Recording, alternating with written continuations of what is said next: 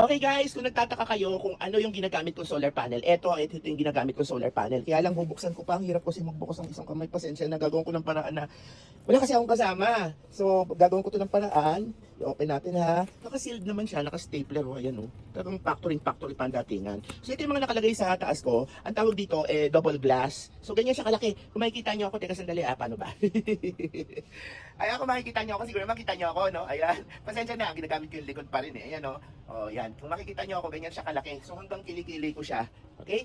Buksan ko muna guys ha, tapos pakita ko sa inyo ng todo. This is ito sa dahilan kung bakit nagustuhan ko to. Kasi tingnan niyo naman oh, di ba napaka-solid nung karton niya, balot na balot siya, bukod pa dito sa may ano.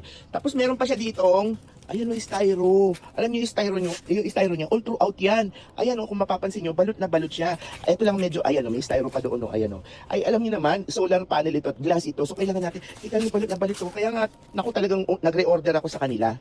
Guys, ito itsura niya oh. Kaya ito ang pinili ko kasi may reason kung bakit. So, unang-una na, double glass ito guys. Kung makapapansin nyo, kitang-kita nyo yung kaluluwa ng pagkakahinang ng bawat solar panel na yan. Yung bawat isang, ewan ko kung ang tawag dyan, isang panel na ganyan, di ba? Kitang-kita nyo yung pagkakahinang. Ang dami oh, nakita nyo ang dami, di ba? Ayan. Ito. Yan oh, di ba? Nakita nyo ang dami. Talaga may tingga talaga papunta doon sa pinaka-main, di ba? Tapos yung likod niya, maganda kasi yung likod niya kasi meron akong connector. Ayan oh. So, i-connect ko na lang siya, okay na. Tapos, this is double glass. So, kung mapapansin nyo, ayan o. So, na-vlog ko na to noon, kaya lang more on the unboxing lang. Ngayon, may papaliwanag ako sa inyo kung bakit ito ang pinili ko. Although, medyo pricey siya, kasi nadala na ako doon sa sa putyo-putyong mura. Kasi nakita nyo to, kitang-kita kasi dito, na talagang tunay yung bawat isang cell na yan. Nakita nyo? Kitang-kita nyo na tunay. Unlike yung may puti sa likod, di ba usually ang panel may puti dito sa likod. Alam nyo na biktima kasi ako. Sabi ko, bakit ang laki-laki ng panel ko? Pero bakit parang ang hina-hina ng buga, ng kuryente, ng niya, ng voltage niya? Sabi ko, tinignan ko, alam nyo ang ginawa ko. Hindi na ako nang hinayang, tinuklap ko tong likuran, yung likuran na puti dito sa likod.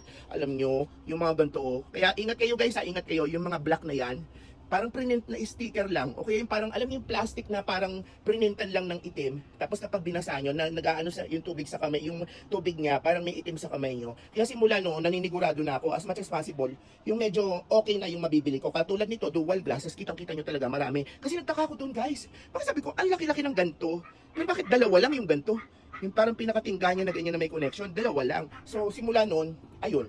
Lagi na ako naninigurado kasi sayang yung investment guys kasi libre yun. Kaya simula nun, ayan, laging puros eto na lang ang binibili ko. Nung makakita ko, double glass na lang ang binibili ko kasi para hindi nila maitago kung meron man pineke sila na mga ganito. At least ito, sure na sure ako na talagang monocrystalline siya na cell, di ba? Eh yung isa push, papel lang, parang papel lang na okay, parang carbon plastic lang na ewan, pero meron din naman siyang, halimbawa, ito, papel, ito, totoo, ito, papel, ito, totoo, ganun, nabiktima na ako nun guys, kaya ingat din kayo ha, siguraduhin nyo na tunay ang makukuha nyo. Paano kayo makakasiguro? Ang hirap eh. Sa totoo lang ang hirap. Kailangan tuklapin nyo talaga yung film sa likod, yung kulay puti. Kasi katulad nito, okay lang, makikita ko talaga kagad kung tunay. Kasi pa-flashlight ko lang ito eh, bawat isa. Kasi kung mapapansin nyo, double glass nga eh. So kung ano yung sa likod, yun din yung sa harap.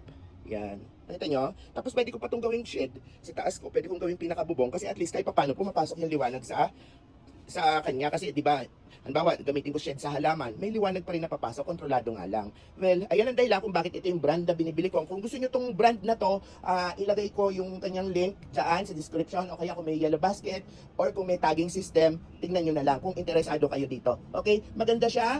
Very secure yung kanyang yung kanyang box. Pag deliver sa inyo, sigurado, garantisado na hindi basta-basta mababasag unless na lang kung talagang high impact yung ginawa sa kanya. Pero katukin ko talagang ang kapal ng glass niya.